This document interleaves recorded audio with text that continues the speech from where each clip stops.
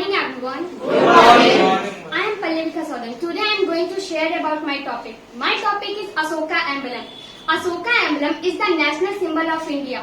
Recently, it is applied at the top of the parliament. This is used by state government and government organization.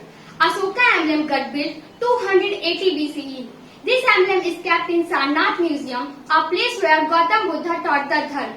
Asoka emblem was adopted on 26 Jan 1950, and the same day India became a republic.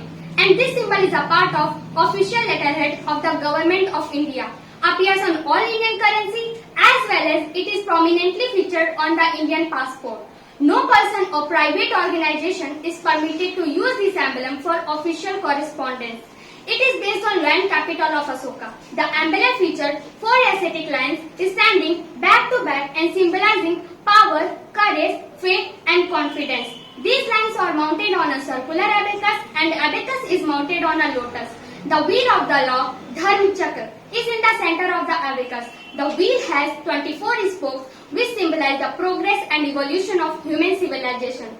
The motto, Satyamev Jayate, Truth Errant Triham, is written below the abacus in Devanagari script, which is written from left to right. And the use of emblem is governed by the State Emblem of India, Prohibition of Improper Use Act 2005 and the Regulation of Use Rules 2007. Asoka pillar is more than 7 feet tall. Actually, these lines of Maurya used to show the power of Chakravarti Emperor. When it was made an international mark, their social justice and equality were also talked about through this.